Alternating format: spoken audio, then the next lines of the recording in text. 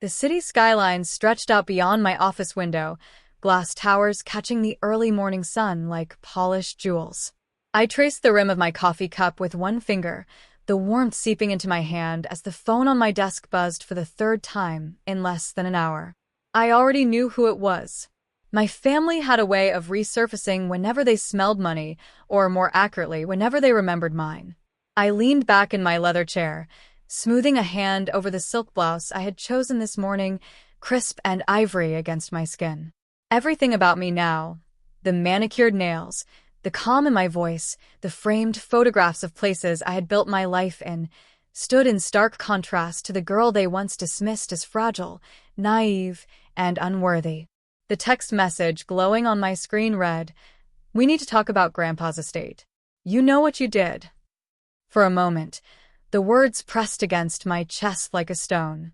They didn't see the nights I sat by his bedside, listening to his rasping breaths. They didn't see the way his frail hands squeezed mine when he told me what he wanted. No, they only saw the inheritance, $1.2 million tied up neatly in my name. And now, years later, they still clung to the same cruel accusation that I had manipulated a dying man. I took a slow sip of coffee, letting the bitterness bloom across my tongue. They had no idea how wrong they were. I was 24 when the cracks with my family split wide open. Back then, I was still living in my parents' house in Ohio, juggling 2 part-time jobs while nursing dreams that felt too fragile to say aloud. My mother, Linda, never let me forget how unrealistic I was, and my older brother, Mark, took every chance to remind me I was a disappointment. The breaking point came at the dinner table one humid July evening. Mark had just been promoted at his firm, and my parents were beaming with pride. When the conversation turned to me, my mother asked, almost as an afterthought, "So, Emily, how's that little job at the bookstore?" "Still wasting time." Heat rushed to my face. "It's not a waste of time. I'm saving. I'm figuring things out." Mark smirked, swirling his wine. "Figuring things out? You're almost 25, Em. At this rate, you'll be a burden forever." The lump in my throat threatened to choke me. My hands shook under the table, but I clenched them into fists. I wanted to scream, to ask why my worth was measured only in paychecks and promotions, why my heart didn't matter. Instead, I stood abruptly, the chair legs scraping against the hardwood. "I'm not a burden," I said, my voice trembling but steady enough to make them pause. "I'm going to build a life. You'll see." They laughed. My own family laughed. The sting of it burned deeper than anything they had ever said before. That night, I drove to my grandparents' house, tears blurring the road. Grandpa James answered the door in his flannel robe, his silver hair tousled like he'd just woken from a nap. He didn't ask questions. He just wrapped me in a hug that smelled of cedarwood and peppermint. We sat in his study, the old clock ticking softly as I poured out everything, the ridicule, the doubt, the way I felt invisible. Grandpa listened, his weathered hands folded over his cane, eyes steady on mine. Finally, he reached over to the bookshelf and pulled down a small wooden box. Inside was an old pocket watch, its gold surface worn but gleaming in the lamplight. "Your grandmother gave this to me when I thought I'd never make anything of myself," he said. "Whenever you feel like the world is closing in, hold this. Remember that time is yours to shape, not theirs." I held the watch in my palm, the metal cool against my skin, and for the first time in years, I felt something other than despair. I felt resolve. That night, I decided I wouldn't just prove them wrong. I'd prove myself right. Leaving home wasn't easy, but it was necessary. I packed my things into the back of a borrowed sedan and drove 6 hours to Chicago with only a few $100s in savings, Grandpa's pocket watch in my purse, and a stubborn fire in my chest. I didn't have a plan, not exactly, but I had a promise to myself. I would never again let anyone make me feel small. The early days were brutal. I rented a tiny studio apartment with cracked linoleum floors and a radiator that clanged like a broken drum at night. By day, I worked as an assistant in a real estate office, fetching coffee and filing contracts. By night, I studied. I devoured books about property investment, urban development, and negotiation strategies. My fingertips were often stained with ink from scribbling notes, my eyes red from lack of sleep. It was during one of those endless nights at the office that I met Diane Miller, the kind of woman who walked into a room and made everyone straighten their posture. She was a senior broker with a reputation for being sharp, uncompromising, but fair. One evening, she found me still hunched over a stack of contracts long after everyone else had left. "Ambitious, aren't you?" she said, setting her leather briefcase on the table. I startled, embarrassed. "Just trying to learn." Something in my tone must have struck her, because instead of brushing me off, Diane sat down. She asked about my goals, and for the first time, I admitted aloud that I wanted to invest, not just assist. She studied me with piercing blue eyes, then smiled faintly. "Most people say they want money. You want ownership. That's different. That's worth teaching." From then on, she became my mentor. Diane didn't hand me opportunities. She threw me into the fire. She had me shadow her at client meetings, taught me how to read market shifts, and forced me to pitch properties on my own even when my voice trembled. There were nights I cried in frustration, staring at rejection emails or watching deals slip through my fingers. But every time I faltered, I held Grandpa's watch in my palm, hearing his voice in my memory. "Time is yours to shape." Slowly, victories began to stack up. My first big break came when I convinced a skeptical young couple to buy a fixer-upper on the South Side. I worked with them tirelessly, negotiating with contractors and lenders until the house became their dream home. Their gratitude lit something in me brighter than any paycheck. One deal led to another. Within 2 years, I had saved enough to buy my first small property. It was a rundown duplex, but it was mine. I painted the walls myself, scrubbed every corner, and rented it out for a modest profit. That profit became my stepping stone. As the years rolled on, I expanded carefully, strategically. Diane always said patience was my weapon. By 30, I owned several properties across Chicago, each one a brick in the fortress I was quietly building. On social media, I kept things vague: photos of coffee cups, city sunsets, the occasional book recommendation. To my family, I was still figuring things out. They never asked, and I never volunteered. Let them think I was drifting. The truth was sweeter when savored in silence. And all the while, the inheritance I would one day receive wasn't even part of the plan. My success was my own, earned in sweat, ink, and sleepless nights. The day of the confrontation came on a Friday afternoon, the kind of day when the air carried a restless edge, as though the city itself knew something was about to happen. My family had demanded a meeting, insisting we clear the air about Grandpa's estate.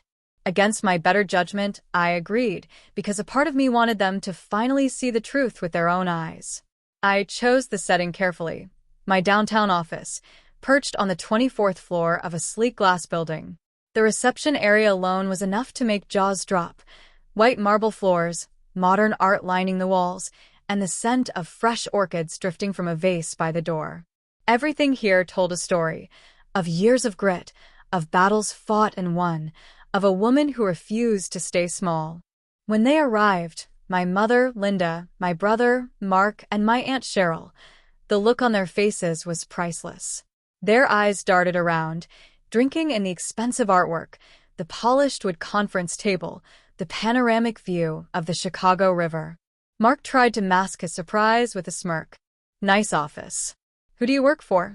I let the silence hang for a beat, savoring the moment. Then I smiled. "I don't work for anyone. This is mine." The words seemed to ripple through the room. My mother's eyes widened, her manicured hand clutching her purse strap. "Yours? You mean you lease this space?" "No," I said, walking over to the window. "I own the company. The properties. All of it." Their disbelief was almost comical. Mark chuckled nervously, as though waiting for the punchline. "You? The girl who couldn't even keep a steady job? You expect us to believe that?" I turned, meeting his gaze head-on. "Believe what you want. But the deeds, the titles, the bank accounts, they all have my name on them. While you were busy laughing at me, I was building something real." The silence that followed was thick, waited with the sound of their old assumptions shattering. My Aunt Cheryl finally broke it with a sharp intake of breath. So the inheritance, you already had money before then? I nodded slowly. Yes. Grandpa left me the estate because he knew I wouldn't squander it. But by the time he passed, I had already made my own fortune. The $1.2 million wasn't the beginning of my story. It was just another chapter. My mother's face flushed, a cocktail of shame and anger. He loved all of you, I continued softly, but he also saw who was there at the end, who sat by his bedside, who listened. It wasn't manipulation. It was love. I could see the words cutting through her defenses, though she tried to hide it. Mark, on the other hand, looked cornered, his pride too fragile to bend. So what? You think you're better than us now? I took a slow breath, steadying myself. No. I don't think I'm better. I just know my worth. And maybe it's time you faced yours. For a moment, no one spoke. The city below seemed to hum with energy, cars threading through the streets like veins of light. I let the silence stretch, forcing them to sit in the reality of who I had become. Finally, I leaned forward on the polished table, my tone calm but unyielding. You wanted to talk about Grandpa's estate. Fine. But understand this. What he gave me wasn't money. It was faith. Faith that I would rise when no one else believed I could. And I did. Their stunned faces reflected in the glass window behind me, a living portrait of disbelief and reluctant awe. For the first time in my life, I had the upper hand. And not because of the money, because I no longer needed their approval to feel whole. Still, as I looked across the table at them, my mother clutching her pearls, Mark shifting uncomfortably, and Cheryl blinking rapidly, I realized I had a choice. I could shut the door forever, or I could open it on my terms. I folded my hands neatly on the table. Here's the truth. I don't owe any of you a cent. Not from Grandpa's estate, not from my own wealth. But I'm willing to extend something far more valuable than money. Opportunity. The question is, are you willing to earn it? Mark scoffed. Opportunity? What are you, a motivational speaker now? I didn't flinch. Call it what you want. But you've been chasing validation and status your entire life, Mark. You measure worth by promotions and paychecks. If you want my support, you'll need to face something real. Go back to school for that MBA you always bragged about. Prove you're more than talk. His mouth opened to argue, but I held up a hand. It's not negotiable. I turned to Aunt Cheryl next. Her eyes darted away, already anticipating the spotlight. You've spent years complaining about what you don't have, instead of building what you could. If you want my help, you'll need to start that catering business you've been dreaming about since I was a teenager. No excuses, no delays. I'll give you seed money only after I see a full business plan. Her lips trembled, a mix of fear and longing flashing across her face. Finally, I looked at my mother. This was the hardest. Beneath her sharp tongue and icy pride, she was still the woman who raised me. My voice softened, though I didn't let it waver. Mom, you need to let go of the bitterness, of the control. I'll help you with the debts I know you're drowning in, but only if you agree to therapy. You've carried anger for so long it's poisoned everything. Until you face it, no amount of money will change anything. Her face crumpled, pride warring with pain. She looked down at her hands, unable to meet my eyes. I leaned back, letting the conditions settle in the air like stones dropped into still water. This isn't punishment. It's choice. I'm offering each of you a chance to grow, to heal, to build something lasting. But I won't enable the same cycles of resentment and entitlement that have defined this family for years.